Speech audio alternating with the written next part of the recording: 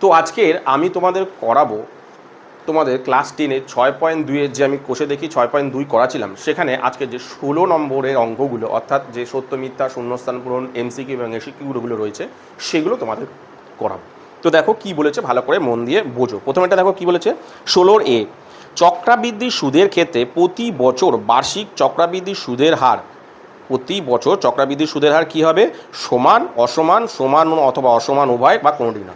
বলছে চক্রাবৃদ্ধি সুদের নিয়মে যদি আমি সুদ করি তাহলে প্রত্যেক বছর বছর সুদের যে হার অর্থাৎ আর কি পরিবর্তন হবে, মানে পরিবর্তন হবে না পরিবর্তন হবে না, মানে সমান থাকবে আর কি, সমান মানে পরিবর্তন হবে না, নাকি অসমান হবে অর্থাৎ পরিবর্তন হবে, নাকি সমান ও অসমান দুটোই হতে পারে অথবা কোনোটিই নয়। তাহলে দেখো আমি তোমাদের কী বলেছিলাম, যে আমি যখন অঙ্কগুলো করেছিলাম তখন কী দেখেছিলাম, যে চক্রাবৃদ্ধি সুদের ক্ষেত্রে কেবলমাত্র আসলই প্রতি বছর বছর পরিবর্তন হয়, কেবলমাত্র আসলটা যেটা আসল সেটাই প্রত্যেক বছর বছর পরিবর্তন হয়। ঠিক আছে, ধরো 100 টাকার, ধরো কথা 100 টাকার তুমি যদি মানে সরল সুদের হারে করো, দেখো আমি তাহলে তোমাকে দেখাচ্ছি। দেখো যেমন ধরো 100 টাকা ধরো আসল, 100 টাকা যদি আসল হয়, সরল সুদ হচ্ছে দু বছরের জন্য, সরল সুদের হার কত 2। তাহলে আমি যদি ডাইরেক্ট সরল সুদের ফর্মুলাতে ফেলি, সরল সুদের ফর্মুলা কী ছিল, PRT divided by 100, PRT divided by 100। তাহলে কত দাঁড়াচ্ছে এটা দেখো, 0 0 0 0 কাটা দাঁড়ালে 20 টাকা, টোটাল হচ্ছে কত 120 টাকা। চক্রাবৃদ্ধি সুদের ক্ষেত্রে দেখো আসল কিন্তু একই রেখে দিচ্ছি, যার জন্য 2 বছর একসাথে করবি, কিন্তু চক্রাবৃদ্ধি সুদের ক্ষেত্রে তা না। চক্রাবৃদ্ধি সুদের ক্ষেত্রে যদি তুমি ভাবো, দেখো প্রত্যেকবার দেখো প্রথম বছরে ছিল কত, আমি যদি ভাবি প্রথম বছরে দ্বারা একটা বছর করে তোমাকে বের করতে হবে, 100 কাটাকুটি করলে দাঁড়াচ্ছে হচ্ছে 10, তাহলে আসল হলো কত ধরো 110। দ্বিতীয় বছরের ক্ষেত্রে তাহলে কিন্তু তখন আর আসলটা 100 রইল না, হয়ে গেল কত ধরো 110 ইন্টু 1 ইন্টু 10 ডিভাইডেড বাই 100, 0 0 0 0 কাটা ইজিক্যাল টু 11। তাহলে দাঁড়াচ্ছে কত, পরের বছর দাঁড়াচ্ছে কত দেখো 110 প্লাস 11 ইজিক্যাল টু 121। দেখো আসলটা কিন্তু প্রতি বছর বছর পরিবর্তন, এর পরের বার যখন আবার করবে তখন কী হবে 121-এর ওপর। কিন্তু ভালো করে লক্ষ্য করে দেখো সুদের হার কিচ্ছু পরিবর্তন হয়নি, সুদের হার কিন্তু একই রয়েছে। দেখো সময়ও কিন্তু একই, সময়ও পরিবর্তন হবে না। কি বলছো, সুদের হার ও সময় কোনো কিছুই পরিবর্তন হবে, শুধুমাত্র পরিবর্তন হবে কি আসলটা। তাহলে এক্ষেত্রে উত্তরটা কি হবে, যে সুদের হার সমানই থাকবে প্রতি বছর। ঠিক আছে, তাহলে কোনটা অ্যান্সারটা হবে, এ নম্বর অ্যান্সারটা হবে কি হবে, সমান। কোন অ্যান্সারটা হবে না, এটা হবে সমান। কি বললাম বুঝতে পেরেছো? তারপরে দ্বিতীয় অঙ্কটা দেখো, বলেছে চক্রাবৃদ্ধি সুদের ক্ষেত্রে প্রতি বছর আসল একই থাকে, প্রতি বছর আসল পরিবর্তিত হয়, প্রতি বছর আসল একই থাকতে পারে অথবা পরিবর্তিত হতে পারে বা কোনোটি নয়। এক্ষুনি তোমাদের করে দেখালাম যে দেখো সরল সুদের হারে প্রত্যেক বছর আসল একই রয়েছে, দেখো 100 2 বছর ধরে করলাম। কিন্তু চক্রাবৃদ্ধি সুদের ক্ষেত্রে আসল প্রতি বছর চেঞ্জ হয়ে যায়, 100 ছিল চেঞ্জ হয়ে দেখো 110, পরের বছর দেখো 110 আসলে গেছে। তারপর বছর যদি করো তুমি আবার এই 121-এর ওপর হবে, অর্থাৎ ওই 100 মানে সরল সুদে ওই 100-এর ওপরই যত বছরের দিক তত বছর হবে। কিন্তু চক্রাবৃদ্ধি সুদের ক্ষেত্রে তা না, চক্রাবৃদ্ধি সুদের ক্ষেত্রে কি হবে, চক্রাবৃদ্ধি সুদের ক্ষেত্রে আসল প্রতি বছর গিয়ে চেঞ্জ হবে। ঠিক আছে, তাহলে এটা কি হবে না, প্রতি বছর আসল পরিবর্তিত হবে। ঠিক আছে, তারপরে এটা বুঝি, তাহলে অ্যান্সার কোনটা বললাম আমি, অ্যান্সারটা হবে বি হবে কিন্তু অ্যান্সারটা। ঠিক আছে ওটা, আচ্ছা।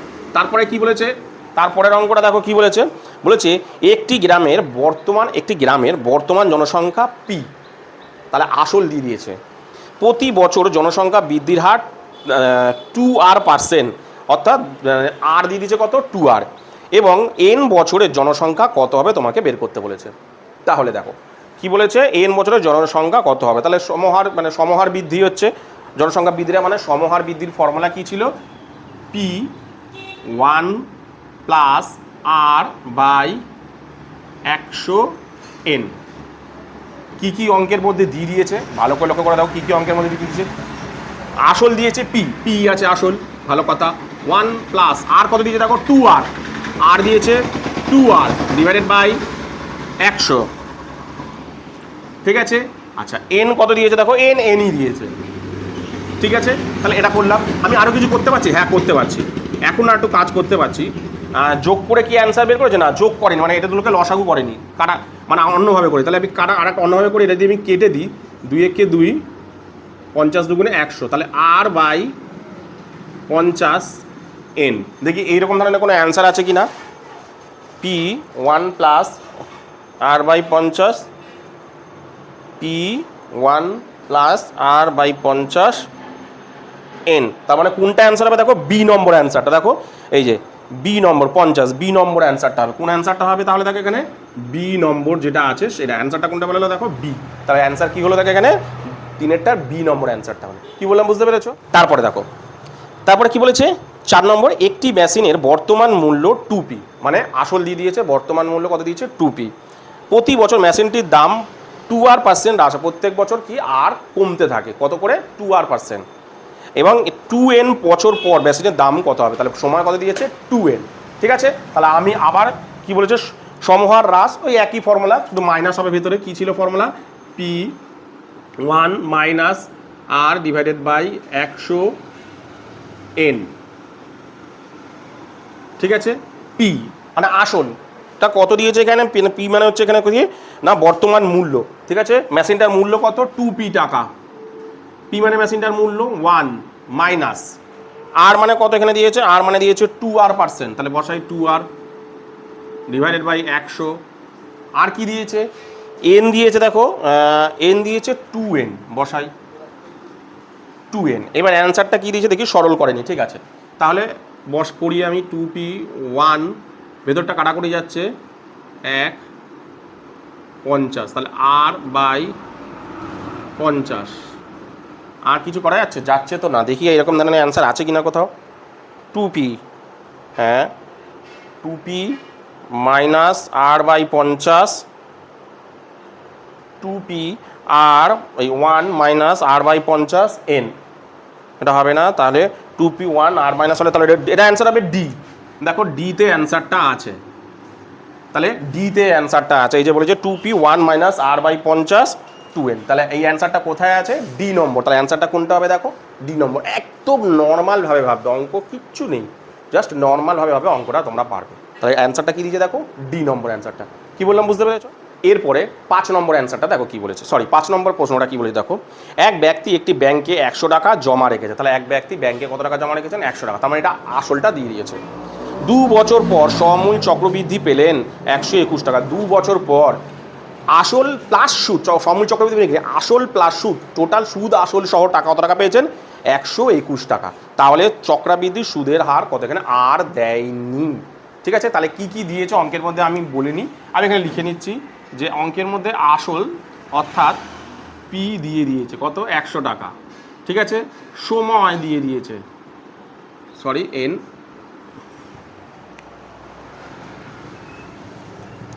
এন দিয়ে দিয়েছে 2 বছর। ঠিক আছে, হ্যাঁ, তার কি দেয়নি, আর দেয়নি। ঠিক আছে, অঙ্কের মধ্যে আর দেয়নি। আমার এখানে ধরাধরি ধরছি না, কারণ এখানে তোমার আমি ধরে নিলাম আর ইজিক্যাল টু ধরি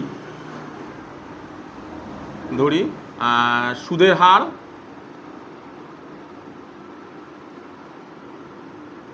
সুদের হার কত ধরলাম, সুদের হার ধরলাম আর। ঠিক আছে, এবার আমি অঙ্কটাকে করি, ফর্মুলা ফেলি। সমূল চক্রবৃদ্ধি যেহেতু দেওয়া আছে অঙ্কের মধ্যে, সমূল চক্রবৃদ্ধি কি formula, P1 plus R by 100n। P দেয়া আছে তো অঙ্কের মধ্যে, পি হচ্ছে 100, 1 প্লাস আর হচ্ছে কত দেয়া নেই, ডিভাইডেড বাই 100, এন হচ্ছে কত 2 বছর। তাহলে 100, এটাকে লসাগু করে দিই, 100 প্লাস আর ডিভাইডেড বাই 2। আর কিছু করা যাচ্ছে না। এটা আমার অনুযায়ী সমূল চক্রবৃদ্ধি কত বেরালো এত। আমি তোমাদের আগেও অঙ্ক করানোর সময় যখন ওখানে অঙ্ক বলেছিলাম যে অঙ্কের মধ্যে যখন কোনো কিছু দেয়া থাকবে না, তোমরা আগে অ্যান্সারটা তুমি একটা যেটা দেয়া থাকবে না সেটাকে ধরে তুমি আগে তোমার মতন অ্যান্সার বের করে নেবে। ওদের দেয়া আছে সমূল চক্রবৃদ্ধি, তুমি তোমার মতন সমূল চক্রবৃদ্ধি করে নেবে। এরপর কী করো, দুটোকে শর্তানুসারে করে দেবো, দুটোকে শর্তানুসারে করে দেবো। শর্তানুসারে তাহলে আমার অনুযায়ী অ্যান্সার কত, এইটা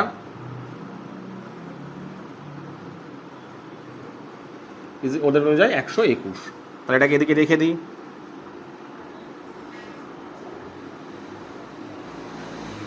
121 বাই 100। ঠিক আছে, এবার কি করবো, এটাকে বর্গমূল করবো, এটা ওদিক চলে গেলে বর্গমূল হয়ে যাবে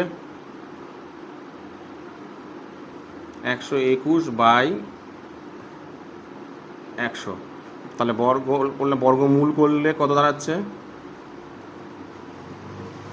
এটা যাচ্ছে 11/10। ঠিক আছে, 11 121, তাহলে 10 10 এইটা কেটে দিলাম, ক্রস গুণ করলে দাঁড়াচ্ছে হচ্ছে তোমার 100 প্লাস আর ইজিক্যাল টু 110। তাহলে আর ইজিক্যাল টু 110 বিয়োগ 100 ইজিক্যাল টু কত দাঁড়ালো 10%। তাহলে কত দাঁড়ালো অ্যান্সার দেখো, এই যে 10%। কত নম্বর অ্যান্সারটা দিয়েছে দেখো, এ নম্বর অ্যান্সারটা। তাহলে অ্যান্সার কোনটা হলো, এতে অ্যান্সারটা দিয়েছে। তাহলে কোন অ্যান্সারটা হলো, এ নম্বরটা। কি বললাম বুঝতে পেরেছো? এরপরে তোমাদের দেখো যে সত্য মিথ্যা রয়েছে, অর্থাৎ বি নম্বরে 16 বিএড যেগুলো সেগুলো করাচ্ছি। দেখো কি বলেছে, নির্দিষ্ট পরিমাণ টাকার বার্ষিক নির্দিষ্ট শতকরা হারে সুদের নির্দিষ্ট সময়ের জন্য চক্রবৃদ্ধি সুদ সরল সুদের থেকে কম হয় কি না সেটা তোমাকে সত্য না মিথ্যে বলছে। চক্রবৃদ্ধি সুদ কি নির্দিষ্ট, সব কিছু নির্দিষ্ট দিয়েছে, আসল নির্দিষ্ট, ধরে নিচ্ছি আসল নির্দিষ্ট দিয়েছে, সময় নির্দিষ্ট দিয়েছে, সুদের হার নির্দিষ্ট দিয়েছে। তাহলে কি চক্রবৃদ্ধি সুদ সরল সুদের থেকে কম হবে বলেছে ওরা? তাহলে এটা ঠিক না ভুল? তাহলে আমি এটা করে দেখি, এটা মনে মনে ধরে নিয়ে করে দেখি। ঠিক আছে, আমি এটা ধরে নিচ্ছি। ধরো আসল ধরলাম, অর্থাৎ পি ধরলাম 100, আর ধরলাম মনে মনে 10%, সময় ধরলাম 2 বছর। ঠিক আছে, তাহলে আমি দুটোই করি, সরল সুদ করি, দেখি কি বলেছে অ্যান্সার। দুজনের সুদ বলেছে, তাহলে সরল সুদ কত হচ্ছে, সরল সুদ কি জানো, পিআরটি ডিভাইডেড বাই 100, তাই তো? তার মানে পি হচ্ছে 100 ইন্টু আর হচ্ছে ধরো 10, পি হচ্ছে কত 2। ঠিক আছে, নিচে 100 0 0 0 0 কাটা 20, কত টাকা দাঁড়ালো 20 টাকা। ঠিক আছে, তাহলে এবার চক্রবৃদ্ধি সুদ ডাইরেক্ট করছি। চক্রবৃদ্ধি সুদের ফর্মুলা হচ্ছে P1 plus R by 100 N, এটা হলো সমূল চক্রবৃদ্ধি। তার থেকে আমি আসলটাকে বাদ দিয়ে দিচ্ছি। ঠিক আছে, আসলটাকে বাদ দিয়ে দিতে সুদ বেরাবে। তাহলে পি কত দেওয়া আছে, পি ধরেছিলাম 100, 1 প্লাস আর ধরেছিলাম 10/100, এন কত 2 বছর, মাইনাস পি হচ্ছে 100। তাহলে দাঁড়াচ্ছে কত দেখো 100, এটা দাঁড়াচ্ছে 110/100 স্কোয়ার মাইনাস 110। তাহলে 100, এটা দ্বারা এটা কেটে দিচ্ছি, ছোটো ছোটো করে দিচ্ছি। তাহলে দাঁড়াচ্ছে 11/10 ইন্টু 11/10 মাইনাস 100, 0 0 0 0, এটা হচ্ছে কত 11 11 121, এটা হলো 100, দাঁড়াচ্ছে কত দেখো 21। তাহলে ভালো করে দেখো, সরল সুদ কত 20 টাকা, চক্রবৃদ্ধি সুদ কত 21 টাকা। প্রশ্ন কি বলেছে, চক্রবৃদ্ধি সুদ সরল সুদের থেকে কম হবে, সরল সুদের থেকে কম হয়েছে না বেশি হয়েছে? সরল সুদের থেকে চক্রবৃদ্ধি সুদ বেশি হয়েছে না? তাহলে এখানে বলছে চক্রবৃদ্ধি সুদ সরল সুদের থেকে কম না, সরল সুদের থেকে সবসময় বেশি হবে। তাহলে এটা কি দিয়েছে, ভুল। তাহলে এটা কি হবে, মিথ্যা হবে। কি বললাম বুঝতে পেরেছ? এরপরে তোমাদের যে অঙ্কটা করাবো সেটা হলো তোমাদের 2 নম্বর, মানে সত্য মিথ্যা 2 নম্বরটা। কি বলে দেখো, চক্রবৃদ্ধি সুদের ক্ষেত্রে নির্দিষ্ট সময় অন্তর সুদ আসলের সঙ্গে যোগ হয়, সেই কারণে আসল পরিমাণ ক্রমাগত বাড়তে থাকে। বলছে চক্রবৃদ্ধি সুদের ক্ষেত্রে আসল মানে সুদ প্রত্যেক বছর বছর আসলের সঙ্গে যোগ হয়, তাহলে সেই কারণে কি আসলে ক্রমাগত বাড়তে থাকে? এটা তো ঠিকই, যে প্রত্যেক বছর আসল তো মানে সুদ প্রত্যেক বছর যেটা হয় সুদের সঙ্গে আসলটা যোগ হয়ে তার জন্যই তো আসলটা বেড়ে যায়। তাই বলছে সেই কারণে আসলের পরিমাণ ক্রমাগত বাড়তে থাকে। কি বলেছে, প্রতি বছর মানে চক্রবৃদ্ধি সুদের ক্ষেত্রে প্রতি বছর মানে যে সুদ হয় সেই সুদটার সঙ্গে আসলটা যোগ হয়, যোগ হয়ে পরের বছর সেটা গিয়ে আসল হয়। ঠিক আছে, তাহলে প্রত্যেক বছর কি করে সুদটা যোগ হয়ে আসলের সঙ্গে যোগ হয়, তাহলেই তো তোমার সেই কারণেই তো আসল পরিমাণ ক্রমাগত বাড়তে থাকে, অর্থাৎ সুদের সঙ্গে আসলটা প্রত্যেক বছর যোগ হয়ে যায়। আমরা প্রথমেই তোমাদেরকে বোঝালাম যে যদি ধরো 100 টাকা তোমার আসল 2 বছরের জন্য, তোমার 10% সরল সুদের হার। তাহলে যদি আমি করি প্রতি বছর দেখো 10 ইন্টু 2 ইন্টু 10 ডিভাইডেড বাই 100, 0 0 0 0 কাটা 20 টাকা। ঠিক আছে, পরের বছর আসলটা এসে দাঁড়ালো কত, কী হবে, এইটার সাথে যোগ হবে না, পরের বছর আসল দেখো, তাহলে আসল কত হচ্ছে 100 ছিল প্লাস 20, তাহলে এই বছর আসল কত হয়ে গেল দেখো 120 ইন্টু, সরি এটা 2 হবে না, 1 হবে, তাহলে এটা 10 হবে, দাঁড়াবে কত 110 টাকা। তাহলে 110। পরের বছর দেখো আসল কত হয়ে গেল 110, অর্থাৎ প্রতি বছর কি হচ্ছে সুদটা আসলের সঙ্গে যুক্ত হচ্ছে, তাই জন্যেই আসলটা প্রতি বছর বছর বেড়ে যাচ্ছে। ঠিক আছে, তাহলে কি হবে, এটা সত্য হবে, তাহলে এটা কি হবে ক্রমাগত বাড়তে থাকে, এটা কি হবে সত্য। কি বললাম বুঝতে পেরেছো? তারপরে দেখো 3 নম্বরটা মানে সি নম্বরটা কি বলেছে দেখো, সি এরটা কি বলেছে দেখো, বলেছে নির্দিষ্ট পরিমাণ টাকায় বার্ষিক নির্দিষ্ট শতকরা সুদে 1 বছর চক্রবৃদ্ধি সুদের পরিমাণ ও সরল সুদের পরিমাণ কি হবে। 1 বছর শেষে অর্থাৎ 1 বছর পর সরল সুদ ও চক্রবৃদ্ধি সুদের পরিমাণ কি হবে। দেখি আমরা একটা করে দেখি, যে কোনো একটা অঙ্ক করে দেখি। ধরে নিলাম, ধরো আসল ধরলাম এক্স, আসল ধরলাম অর্থাৎ পি ধরলাম, এটা আর ধরলাম 10%, ঠিক আছে, আর কত ধরলাম 10%, সময়, ঠিক আছে,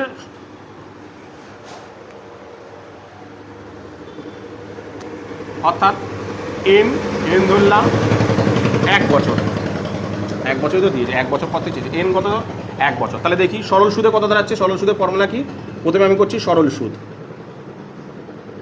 1 বছরে, 1 বছরের সরল সুদ কত হচ্ছে দেখো 100 ইন্টু 10 মানে P R T divided by 100, P R T, T মানে কত 1 ডিভাইডেড বাই 100, 100 কাটা দাঁড়াচ্ছে কত 10। কি বলেছে এখানে সুদের পরিমাণ ও সরল সুদ দুজনের সুদ, তাহলে এর সুদ কত দাঁড়ালো 10 টাকা, 10 টাকা, ঠিক আছে। আবার চক্রবৃদ্ধির সুদ দেখি কত হয়, চক্রবৃদ্ধির সুদের ফর্মুলা কি ছিল, পি দেখো আমি লিখে দিই একটু, 1 প্লাস আর বাই 100, এটা ছিল সমূল চক্রবৃদ্ধি, তার থেকে আসলটা বাদ দিলেই মানে সুদ আসল, এই সুদ আসল থেকে যদি আমি আসলটা বের করে দিই তাহলে কি থাকবে সুদ। তাহলে পি কত ছিল 100, 1 প্লাস আর কত ছিল 10 ডিভাইডেড বাই 100, এন কত, এন হচ্ছে 1 বছর মাইনাস 100, তাহলে 100 এটা কত হচ্ছে 10, 110 বাই 100, একবারে ব্র্যাকেট খুলে দিই, এটা দাঁড়াচ্ছে মাইনাস 100, 100 কাটা, তাহলে দাঁড়াচ্ছিল কত 110 মাইনাস 100 দাঁড়াচ্ছে কত 10। দেখো তাহলে 1 বছর পর সরল সুদ কত 10 টাকা, 1 বছর পর চক্রবৃদ্ধি সুদ কত 10 টাকা, তার মানে কি দুটোই 1 বছর পর সরল সুদ এবং চক্রবৃদ্ধি সুদ কি হলো সমান হলো না। তাহলে অ্যান্সারটা কি হবে যে 1 বছর পর চক্রবৃদ্ধি সুদ ও সরল সুদের পরিমাণ কি হবে সবসময় সমান হয়, সবসময় কি হবে সমান হবে, ঠিক আছে। তাহলে উত্তরটা কি হবে সমান, ঠিক আছে, উত্তরটা হবে 1 বছর পর চক্রবৃদ্ধি সুদ ও সরল সুদের পরিমাণ কি হবে সমান হবে। কি বললাম বুঝতে পেরেছো?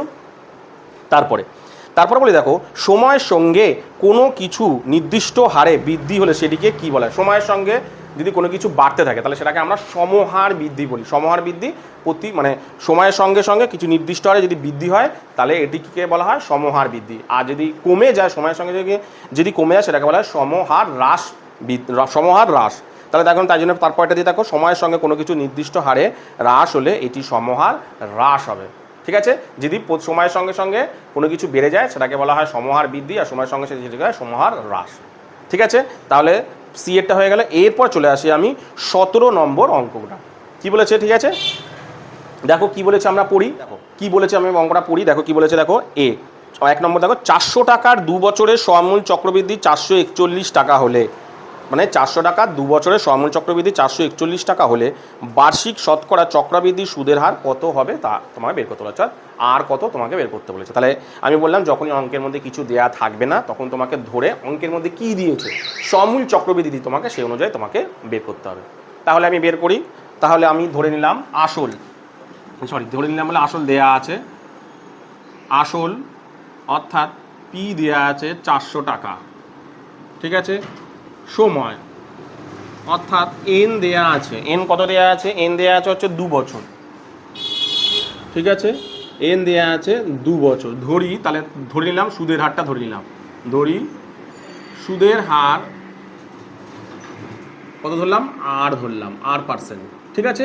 তাহলে আমাকে টার্গেট কি আমি বলেছিলাম যা অঙ্কের মধ্যে দেয়া আছে সমূল চক্রবৃদ্ধি, তাহলে আমি আমার অনুযায়ী সমূল চক্রবৃদ্ধি আগে বের করি, দেখি কত হয়। তাহলে সমূল চক্রবৃদ্ধি লিখি, সমূল চক্রবৃদ্ধি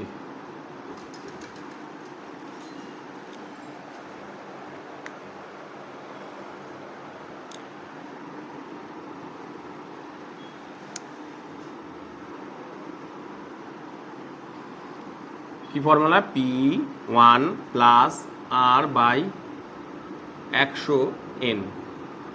P অঙ্কের মধ্যে দেয়া আছে 400, 1 প্লাস R অঙ্কের মধ্যে দেয়া নেই, T দেয়া আছে অঙ্কের মধ্যে N দেয়া আছে কত? 2। যত দূর করা যায় আমি করি।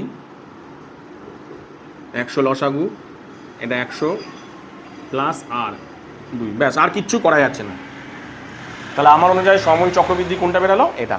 ওদের অনুযায়ী অঙ্কের মধ্যে দেখো দেওয়া আছে কত? 441। তাহলে আমি ওদের সাথে শর্তানুসারে করে দিই। শর্তানুসারে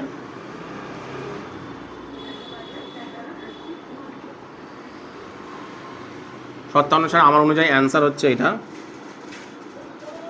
100 plus R divided by 102 equal to ওদের অনুযায়ী কত? 441। তাহলে এটাকে ওদিক নিয়ে চলে যাই, 100 plus R divided by 100, 441 divided by 400, 400, ঠিক আছে। স্কোয়ারটাকে তুলে দিই,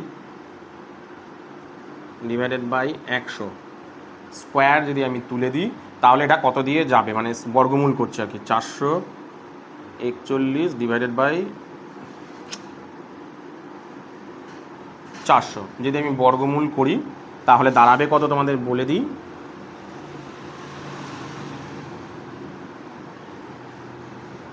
100 প্লাস R ডিভাইডেড বাই 100। এটা কত দাঁড়াবে? 441কে লসাগু করি আমি ডাইরেক্ট 3 দিয়ে, 3 একে 3, 3 4 12, 3 7 21, 3 একে 3, 3 4 12, 3 7 21, 7 3 দিয়ে, 3 4 12, 3 4 12, 3 9 27, 7 দিয়ে, 7 7 49। তাহলে বর্গমূল দেখো, দুটো 3 বর্গমূল মানে কি? দুটো 3 থেকে একটা 3, দুটো 7 থেকে একটা 7, কত দাঁড়ালো? 21। আর 400 বর্গমূল তো 20 হয়, 2 দুগুণে 4 20 হয়। তাহলে 0 0 কেটে দিলাম, 5 দুগুণে 10, ক্রস গুণ করি, 100 প্লাস R ইজিক্যাল টু 5 দুগুণে 105, ঠিক আছে। তাহলে এখানে করছি R ইকুয়াল টু দাঁড়ালো কত? 105 বিয়োগ 100, তাহলে R ইকুয়াল টু দাঁড়াচ্ছে কত দেখো? 5%। তাহলে R ইকুয়াল টু দাঁড়ালো কত দেখো? বিয়োগ করে কত দাঁড়ালো? 5%। তাহলে এর অ্যান্সারটা কী হবে? 17 নম্বর এটা অ্যান্সারটা হবে 5%। কী বললাম বুঝতে পেরেছো? এরপরে তোমাদের 2 নম্বর অঙ্কটা করাবো। দেখো কি বলেছে, বার্ষিক নির্দিষ্ট চক্রবৃদ্ধি সুদের হার সুদে কিছু টাকা n বছরে দ্বিগুণ আর কত বছরে তাহলে 4 গুণ হবে, এটা তোমাকে বের করতে বলেছে। তাহলে আমি কি করব? প্রথমে ধরো বলেছে n বছরে দ্বিগুণ হবে, কোন একটা টাকা n বছরে দ্বিগুণ মানে কি? মানে সুদ আর আসল মিলিয়ে ধরো 100 টাকা ধার নিলে টোটাল হয়ে যাচ্ছে কত? সুদ আর আসল মিলিয়ে 200 টাকা হয়ে যাচ্ছে, ঠিক আছে। তাহলে n বছরে দ্বিগুণ হচ্ছে, তাহলে কিছু টাকা n বছরে সুদ আসল হচ্ছে, n বছরে সুদ আসল কত হচ্ছে? P1 plus R by 100 n বছরে, ঠিক আছে। n বছরে কত হচ্ছে? 2p টাকা, মানে ডবল হচ্ছে, মানে কত? 2p টাকা।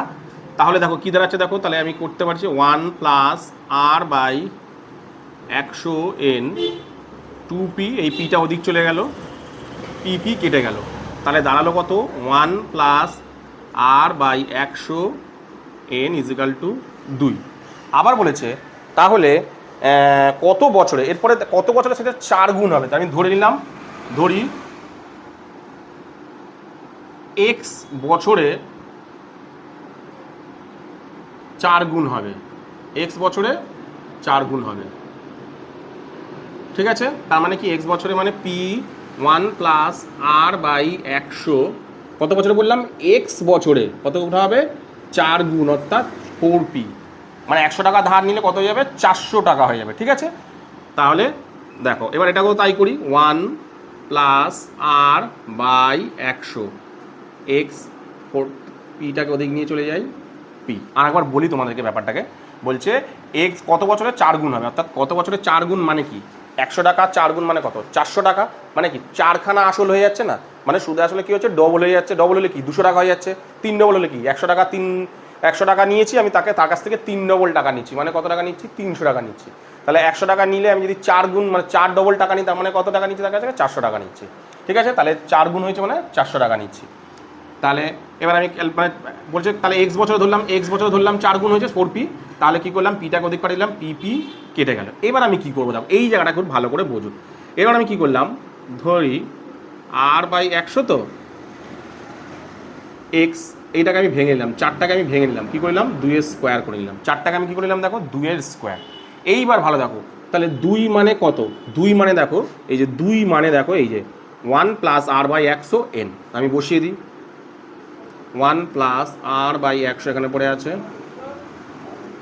আর এখানে 2 মানে কত, 1 + r/100, 2 মানে কত, r 1 + r/100 n, এনটা কোথায় আছে, বাইরে, তাই তো, এই যে এন, আমি শুধু এইটা একটু বোঝার জন্য বসাচ্ছি, হ্যাঁ, শুধু আমি 2টার মানটা বসালাম বোঝানোর জন্য, দিয়ে বাইরে স্কোয়ার, এটা শুধু 2 এর মানটুকু, এইটা শুধু 2 এর মান, তাই তো, এইটুখানে শুধু 2 এর মানটা বসালাম আর বাইরে দিলাম। তাহলে আমি এবার ব্র্যাকেটটা খুলবো, 1 + r/100 x ইজিক্যাল টু, যদি আমি ব্র্যাকেটটাকে খুলে দিই তাহলে দাঁড়াচ্ছে কত, 1 + r/100 ইজিক্যাল টু, এটা ব্র্যাকেট খুললে কত হয়ে যাবে, 2n হয়ে যাচ্ছে, তাই তো।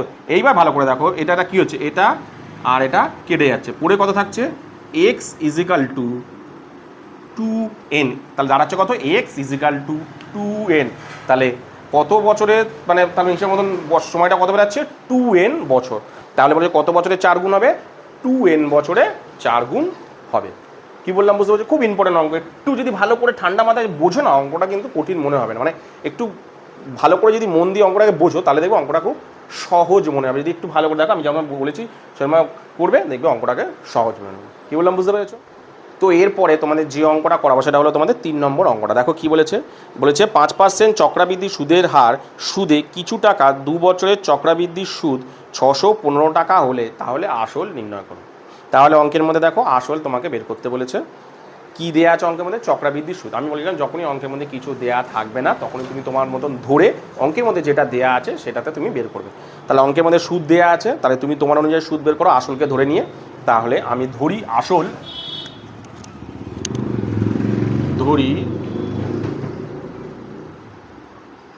আসল পি টাকা, ঠিক আছে, সুদের হার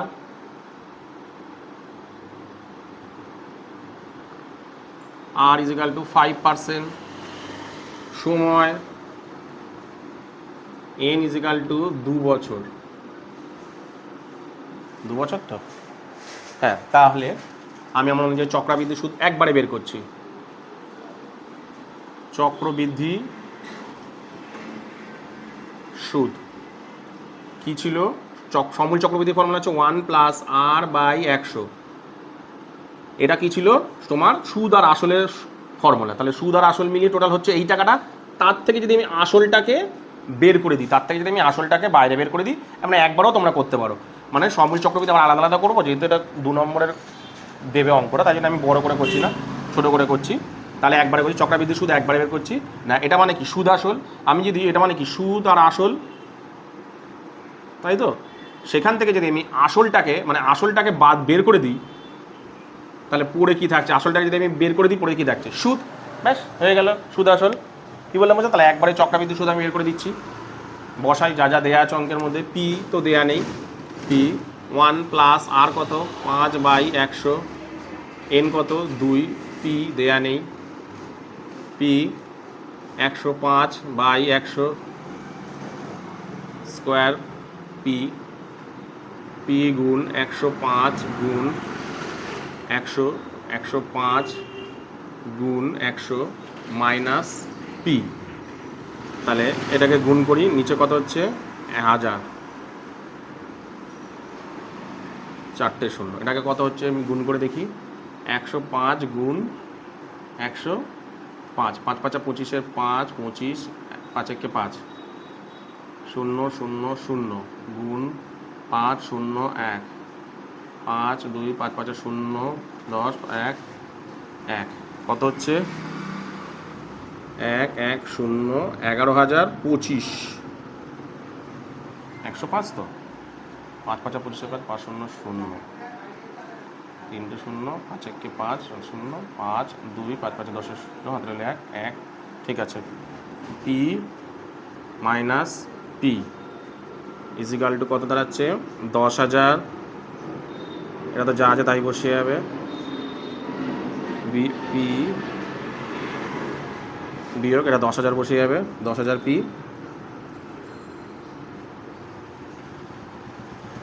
তাহলে দাঁড়াচ্ছে কত দেখি 1025 বিয়োগ করে দাঁড়াচ্ছে 1025 P divided by 10,000 divide by 10,000 তাহলে আমার অনুযায়ী কত অ্যান্সার বেরালো আমার অনুযায়ী চক্রবৃদ্ধির সুদ বেরালো কত দেখো এই যে এই টাকাটা তাহলে আমার অনুযায়ী চক্রবৃদ্ধি সুদ কত দাঁড়ালো এইটা ওদের অনুযায়ী কত দাঁড়ায় দেখি ওদের অনুযায়ী দেওয়া আছে দেখো 615 ওদের অনুযায়ী কত দেওয়া আছে দেখো এই যে 615 টাকা ঠিক আছে তাহলে আমি শর্তানুসারে করি শর্তানুসারে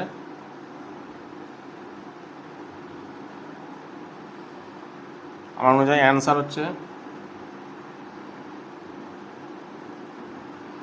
10,000 ওদের অনুযায়ী 615 তাহলে 10,025 পি 615 গুণ 10,000 পরের লাইনে পি ইজিক্যাল টু এটা ওদিক চলে যাবে 615 গুণ 10,000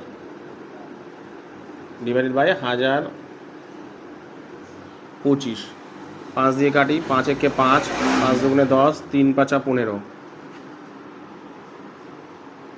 5 দিয়ে 5 দুগুণে 10 0 5 5 25 5 দুগুণে 10 এটা কী করলাম 5 একে 5 5 দুগুণে 10 3 5 15 3 6 18 না যাচ্ছে না 5 দিয়ে 5 দুগুণে 10 0 0 0 5 দিয়ে 5 দুগুণে 10 এই 5 দিয়ে 4 5 20 4 5 20 4 5 20 আর 5 একে 5 41 দিয়ে যাচ্ছে 41 দিয়ে 3 তাহলে পি ইজিক্যাল টু দাঁড়াচ্ছে দেখো 3 দুগুণে 6 6,000 টাকা তাহলে পি ইজিক্যাল টু কত বেরোলে দেখো 6,000 টাকা কি বললাম বুঝতে পেরেছো এরপরে তোমাদের যে অঙ্কটা করাবো সেটা হলো তোমাদের 4 নম্বর অঙ্কটা কি বলেছে দেখো বলছে প্রতি বছর R% হ্রাসপ্রাপ্ত হলে n বছর একটি মেশিনের মূল্য v টাকা হয় তাহলে n বছর পূর্বে মেশিনটির মূল্য কত হবে n বছর আগে মেশিনটির মূল্য কত হবে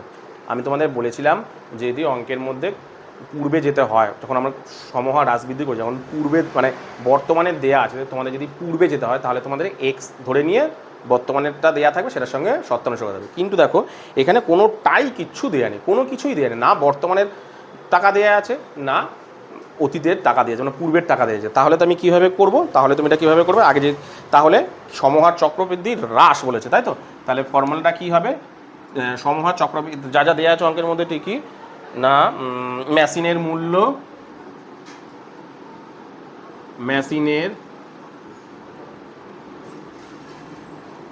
এটা তোমার দেয়া আছে কিন্তু 2-এ কিন্তু এটা ম্যাক্সিমামই 1-এ আসে ঠিক আছে 1-এই আসে এমসিকিউতে বা শূন্যস্থান পূরণ এগুলোতেই ম্যাক্সিমাম আসে মেশিনের মূল্য দেয়া আছে কত মেশিনের মূল্য v টাকা ঠিক আছে মেশিনের মূল্য v টাকা ঠিক আছে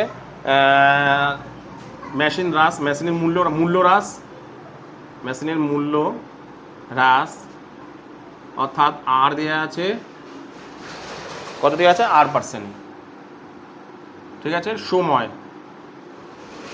অর্থাৎ n দেওয়া আছে কত n দেওয়া আছে এখানে কত দেখো n বছরই দেওয়া আছে ঠিক আছে তাহলে সমহার হ্রাস অর্থাৎ মেশিনের মূল্য হ্রাস পায় মানে মেশিনটির n বছর পূর্বে মেশিনের মূল্য তাহলে কত হচ্ছে কি লিখবো যে n বছর পূর্বে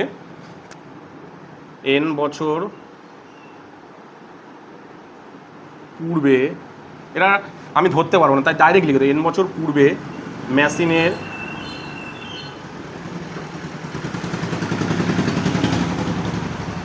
মূল্য ছিল, n বছর পূর্বে মেশিনের মূল্য কত ছিল, P1 লাস্ট মানে বিয়োগ R/100, তাই তো। এইবার ভালো করে দেখো, আমরা যখন পূর্বে আমি তোমাদের অঙ্ক বলে দিচ্ছি, তোমাদের প্রশ্ন রাস্তায় আপনি যখন বলেছিলেন পূর্বে, তাহলে এক্স ধরে নিয়েছিলাম বা পূর্বের মূল্য ধরে নিয়ে বর্তমানে ফেরত এসেছিলাম, বর্তমানটা দেওয়া। কিন্তু এখানে দেখো না বর্তমানের মূল্য দেওয়া আছে না পূর্বের মূল্য দেওয়া আছে। তাহলে আমি নর্মালি করবো, তাহলে কি করে নেবো, যে হ্রাস পেয়েছে মানে কত, ব্যাকে যাবে, তার মানে কি এখানে আমরা কি বসাতাম 2। আর যদি বলি আমি যদি ব্যাকে যাই তাহলে কি, সপোজ কথা হচ্ছে ধরো বছর 2 দেওয়া আছে, তাহলে আমরা কি হতো, ধরো এটা হতো 2 বছর হ্রাস পেয়েছে মানে 2 বসাতাম। কিন্তু এটা বলেছে 2 বছর পূর্বে গেছে, মানে সামনের বৃদ্ধি পেলে কি হয়েছে 2 বছর সামনের দিকে দিয়ে দিতাম। কিন্তু এটাকে কি করব, মানে পিছন দিকে গেছে মানে কি করবো, মাইনাস করে দেবো। পিছন দিকে গেলে কি হয়ে যাবে, -n বছর, মানে মাইনাস হচ্ছে, ঠিক আছে, প্লাসে যাচ্ছি না। আমরা এমনি ফর্মুলাটা কি হয়, এখানে কি বসাই আমরা, মনে করে দেখো 2 বছর যদি হয় লিখি 2, ঠিক আছে, আর 2 বছর হলে 2 বা 3 বছর হলে 3 লিখি। কিন্তু যদি পিছন দিকে যায় তাহলে এটাকে কি লিখবো বলো তো, -2। এবার -2 থেকে আমরা ভাঙতে পারি না, তাই জন্য কি লিখলাম, -2 এর বদলে আমি এখানে কি দেওয়া আছে n, তার মানে এখানে কি লিখবো, -n বছর হ্রাস। তো মেশিনটির মূল্য নিম্ন বছর পূর্বে, হ্যাঁ, তাহলে কি হবে, মেশিনটির মূল্য 2 বছর, হ্যাঁ মেশিনটির মূল্য তাহলে কী হবে, -n হবে, ঠিক আছে, কী হবে, -n হবে। বুঝতে পেরেছো? তাহলে ওখানে ভি তো হবে, এখন এক লাইন করবো, তাহলে এটা দাঁড়াচ্ছে কত, ভি, অ্যান্সারটা এটা নয় সরি, V1 + R/100 - n। তাহলে অ্যান্সার কোনটা দাঁড়াচ্ছে, এইটা অ্যান্সার দাঁড়াচ্ছে। কি বললাম বুঝতে, তাহলে অ্যান্সার কি দাঁড়াচ্ছে, এইটা অ্যান্সার দাঁড়াচ্ছে। কি বললাম বুঝতে পারছি, একদম সহজ, এটা সাধারণত 1 নম্বরেই দেয়, ঠিক আছে। তারপরে লাস্ট অঙ্ক দেখো কি বলেছে, প্রতি বছর জনসংখ্যা R% বৃদ্ধি পায়, প্রতি বছর R% করে বাড়ে। n বছর পর জনসংখ্যা দিয়েছে P, n বছর পর জনসংখ্যা P, তাহলে n বছর পূর্বে জনসংখ্যা কত ছিল সেটা দিয়েছে। একই অঙ্ক দিয়েছে, এটা কি বলেছে, আগেরটা বলেছিল তোমার হ্রাস পেয়েছে, এটাতে বলেছে বৃদ্ধি পেয়েছে। একই রকমেরই অঙ্ক দিয়েছে, আগেরটায় হ্রাস ছিল, এটাতে বৃদ্ধি। হ্রাস হলে কী হয়, মাইনাস হয়, আর বৃদ্ধি হলে কী হয়, প্লাস। তাহলে আমি ডাইরেক্ট করে দিচ্ছি, মেশিনটির আমি লিখছি না, মেশিনটির মূল্য বাকি ডাইরেক্ট করছি। দেখো P তোমার লিখে নিয়ে করবে, আচ্ছা লিখেই দিচ্ছি তোমাদের সব কিছু। জনসংখ্যা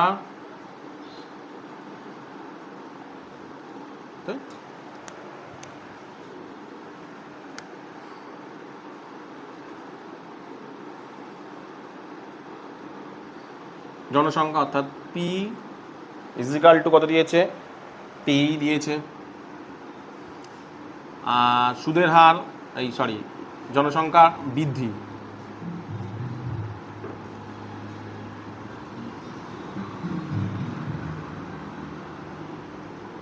অর্থাৎ R দিয়েছে কত, R% দিয়েছে, সময় দিয়েছে কত, n বছর পূর্বে, অর্থাৎ n বছর পূর্বে, n বছর, ঠিক আছে, n বছর পূর্বে দিয়েছে। তাহলে ফর্মুলাটা কী ছিল, P অর্থাৎ n বছর পূর্বে লিখতে হয়, n বছর পূর্বে ওই গ্রামে পূর্বে জনসংখ্যা, n বছর পূর্বে জনসংখ্যা